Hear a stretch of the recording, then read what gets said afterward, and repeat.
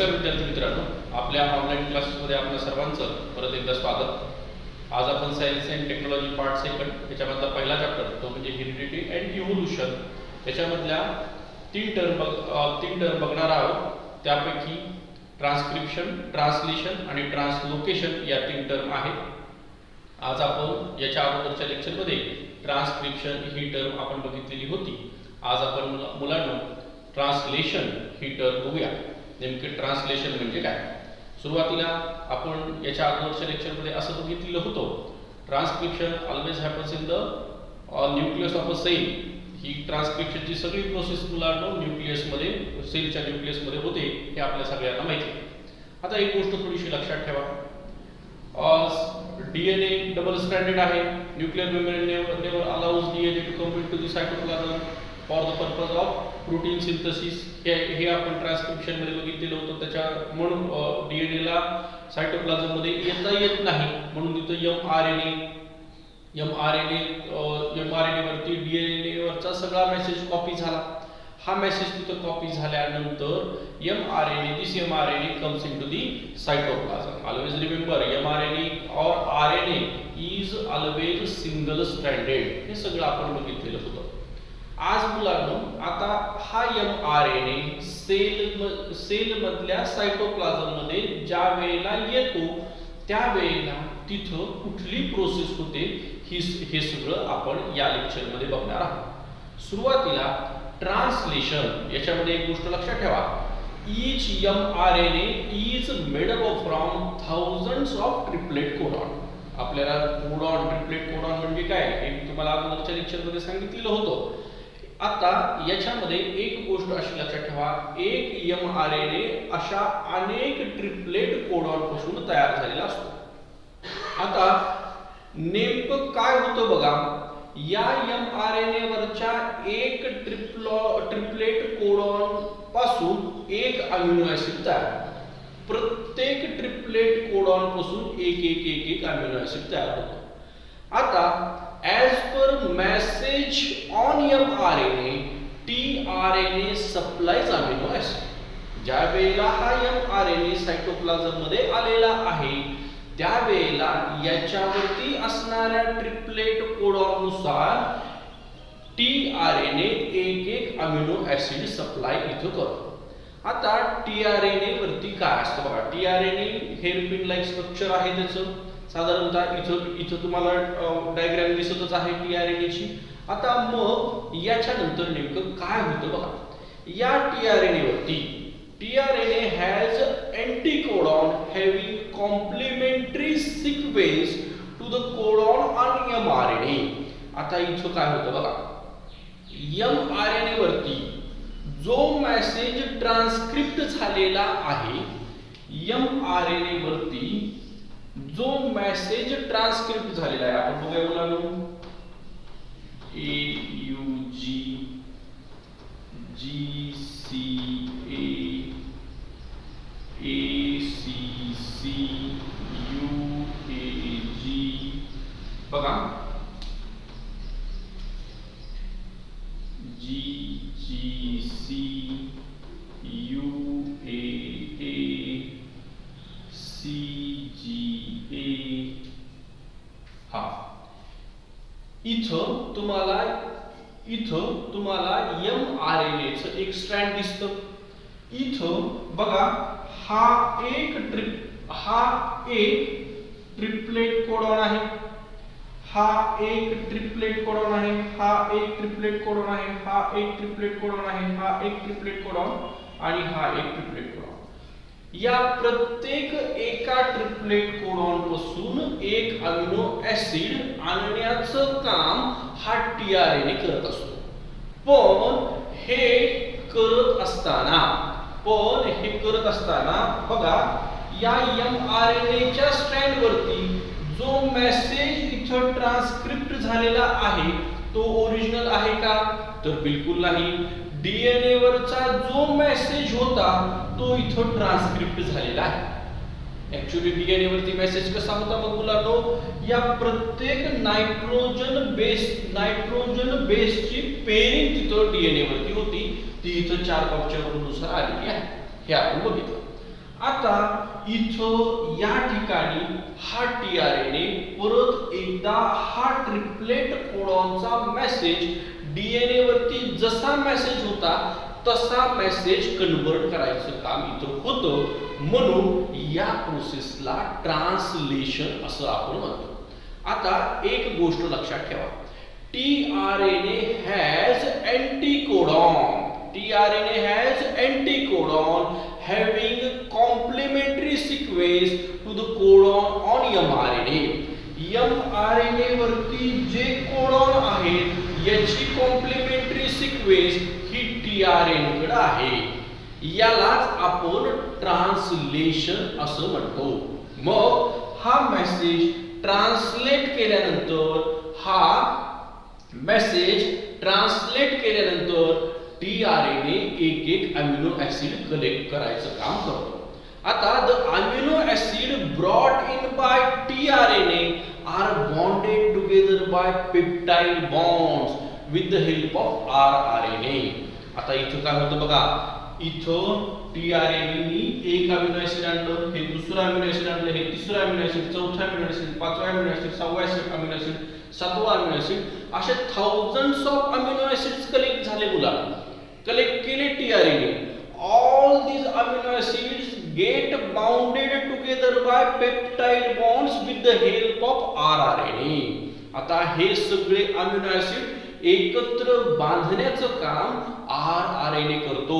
एक गोष्ट तुमच्या लक्षात आलेली असेल, इथं tRNA नी एक अमिनो ऍसिड आणलं, हे दुसरा अमिनो ऍसिड, तिसरा अमिनो ऍसिड, चौथा अमिनो ऍसिड, पाचवा अमिनो ऍसिड, सहावा अमिनो ऍसिड, सातवा अमिनो ऍसिड, असे वेगवेगळे अमिनो ऍसिड tRNA आणले. The amino acid brought in by tRNA are bonded together by peptide bond with the help of rRNA, that is ribosomal RNA. या रायबोसोमल RNA च्या मदतीने हे सगळे अमिनो ऍसिड बॉन्ड करायचं काम, बॉन्डिंग करायचं काम इथे होतं. त्याच्यापासूनच मुलांना कॉम्प्लेक्स प्रोटीन्स तयार होणार आहेत. मोस्ट ऑफ द टाइम्स एक गोष्ट लक्षात घ्या, in our body there are 20 different types of amino acids are found. याच्यापैकी नेहमीच पहिल्यांदा तयार होणार अमिनो ऍसिड हे मिथिओनाइन नावाचं अमिनो ऍसिड असतं. ही एक गोष्ट लक्षात ठेवा. आता त्याच्यानंतर मुलांना आपण पुढे बघूया इथं काय होतं. या tRNA एक अमिनो ऍसिड आणला, दुसरा अमिनो ऍसिड आणला, पुन्हा तिसरा, पुन्हा चौथा, पुन्हा पाचवा, पुन्हा सहावा, पुन्हा सातवा. हे अमिनो ऍसिड आणत असताना during this process ribosomes keeps moving from one end of the mRNA to the another end of mRNA. He process चालू असताना राइबोसोम्स मुलांनो mRNA च्या एका टोकाकडून दुसऱ्या टोकाकडे सरकत जातो. बघा, we called it as a translocation. During the process, ribosomes keeps moving from one end of mRNA to other end of mRNA by a distance of triplet codon. This is called translocation. इथं काय होतं, ribosome जो आहे एका triplet codon पासून दुसऱ्या triplet codon पर्यंत, पुन्हा तिसऱ्या, पुन्हा चौथ्या, पुन्हा पाचव्या असं सरकत जातो. याच टर्मला मुलांनो आपण ट्रान्सलोकेशन असं म्हणतो. आता या सगळ्या प्रोसेस पासून कॉम्प्लेक्स प्रोटीन्स तयार होतात. ही गोष्ट तुम्हाला लक्षात आलेली आहे. मग तुम्ही म्हणाल की कार्बोहायड्रेट्स आहेत, फॅट्स आहेत, हे सोडलं प्रोटीन्सलाच एवढं महत्त्व का? तर एक गोष्ट लक्षात घ्या, we all are made up from proteins. Proteins are building block of our body. Proteins पासूनच आपलं शरीर तयार झालेलं आहे. and all proteins are made up from amino acids. आता इथं दुसरी गोष्ट लक्षात ठेवा, आपलं शरीर प्रोटीन पासून तयार झालेले आहे. सगळे प्रोटीन्स अमिनो ऍसिड्स पासून तयार झालेले आहेत आणि याच्यामुळे हे अमिनो ऍसिड्स पासून प्रोटीन तयार करायचं काम इथं होतं. मग या तीन टर्म तुमच्या आता लक्षात आलेले असतील, ट्रान्सक्रिप्शन, ट्रान्सलेशन, ट्रान्सलोकेशन. यापैकी transcription is always happen in the nucleus of a cell and translation and translocation, these two processes are always occur in cytoplasm of cell. इथे या गोष्टी तुम्हाला लक्षात आलेल्या असतील. बघा मुलांनो, आता आपण नवीन टर्म बघूया, ती म्हणजे म्युटेशन. म्युटेशन मध्ये काय होतं, कसं होतं हे आपण बघू. त्यापूर्वी सुरुवातीला मी थोडीशी ओळख या टर्मची तुम्हाला करून देतो. आता living organism can produce new individuals like themselves due to genes only. आता बघा, और मेल डॉग आणि फिमेल डॉग आहे, यांना जी पिलं होतात ही त्यांच्यासारखी दिसतात. आपण देखील आपल्या आई वडिलांसारखे दिसतो. मांजर असेल, कुत्रा असेल, म्हैस असेल, अनेक लिव्हिंग ऑर्गॅनिझम्स, त्यांच्यामधले जे कॅरेक्टर्स आहेत, most of the characters belongs from there parents. काही काही कॅरेक्टर्स मुलांना जशाच तसे त्यांच्यामध्ये एक्सप्रेस झालेले असतात, तर काही कॅरेक्टर्स मध्ये थोड्याफार प्रमाणामध्ये बदल झालेला आपल्याला दिसतो. मग हा नेमका कसा होतो, काय होतो हे आपण याच्यामध्ये बघू. Living organisms can produce new individuals like themselves due to genes only.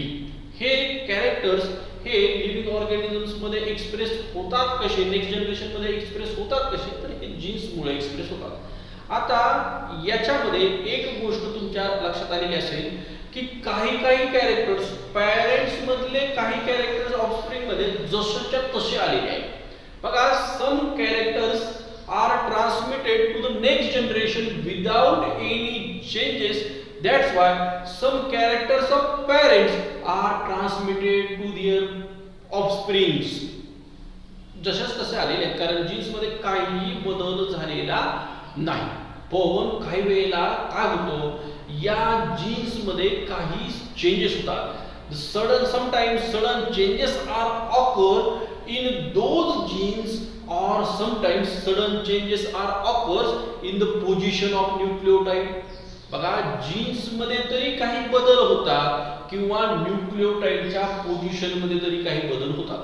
आता न्यूक्लियोटाइड ही कन्सेप्ट मी तुम्हाला सांगितलेली होती, तरी परत एकदा लक्षात ठेवा.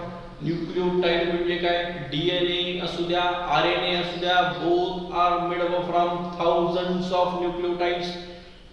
अशा अनेक न्यूक्लियोटाइड्स पासून हे तयार झालेले आहेत. डीएनए बघत असताना मी तुम्हाला सांगितलं होतं की DNA is basically made up from 3 components. First one is ribose sugar, that is इथं डीएनए मध्ये डीऑक्सी राइबोज शुगर आहे. नंतर दुसरा कंपोनेंट मुलांनो फॉस्फेट ग्रुप, आणि तिसरा कंपोनेंट आहे नायट्रोजन बेस. या तिघांना मिळून मुलांनो न्यूक्लियोटाइड असं म्हणायचं इन केस ऑफ डीएनए. त्याला आपण न्यूक्लियोटाइड असं म्हणतो. आता इथं एक गोष्ट तुमच्या लक्षात आलेली असेल की न्यूक्लियोटाइड म्हणजे काय. न्यूक्लियोटाइडच्या सिक्वेन्स मध्ये तरी काहीतरी बदल झाला किंवा मुलांनो जीन्स मध्ये काहीतरी बदल झाला तर त्यावेळेला म्युटेशन होतं. म्युटेशन कधी कधी अत्यंत मायनर असतं, समटाइम्स इट इज कन्सिडरेबल. ओळखू येण्याइतपत हे देखील मोठं असण्याची शक्यता काही वेळेला असते. आता हे म्युटेशन तुम्ही म्हणाल का होतो, मग ह्याची काही कारणं आहेत. त्यापैकी एक कारण आहे मुलांनो एन्व्हायरमेंटल फॅक्टर्स. जसं की यूव्ही रेडिएशन्स आहेत मुलांनो. यूव्ही रेडिएशन्स मुळे देखील म्युटेशन होण्याची शक्यता आहे. याच बरोबर chemical carcinogens means cancer causing agent, ज्याच्यामुळे कॅन्सर होईल अशा काही केमिकल्समुळे मुलांनो म्युटेशन होण्याची शक्यता आहे. पहिलं कारण एन्व्हायरमेंटल इश्यूज आहे, दुसरं कारण मुलांनो केमिकल कार्सिनोजन्स आहे, याच्यामुळे म्युटेशन होऊ शकतं. याची काही उदाहरणं आपल्याला सांगता येतील का, तर आपल्याला मुलांनो सिकल सेल ॲनिमिया माहिती आहे. We have studied earlier, we have studied that in the 9th class. हे आपल्याला माहिती आहे मुलांना, sickle cell anaemia, cell becomes sickle in shape, थोडासा कोई सारखा सेलचा शेप होतो, त्याला आपण सिकल सेल ॲनिमिया म्हणतो. त्याची ऑक्सिजन कॅरिंग कॅपॅसिटी कमी होते. या सगळ्या गोष्टी आपल्याला आता माहित असतील. हे मुलांनो मग म्युटेशन कधी कधी एकदम स्लो होतं आणि कधी कधी मुलांनो एकदम ॲब्रप्ट चेंज होतात, एकदम फास्ट याच्यामध्ये बदल होऊ शकतो. मग म्युटेशन म्हणजे नेमकं काय, ही टर्म आता तुम्हाला लक्षात आलेली असेल. धन्यवाद.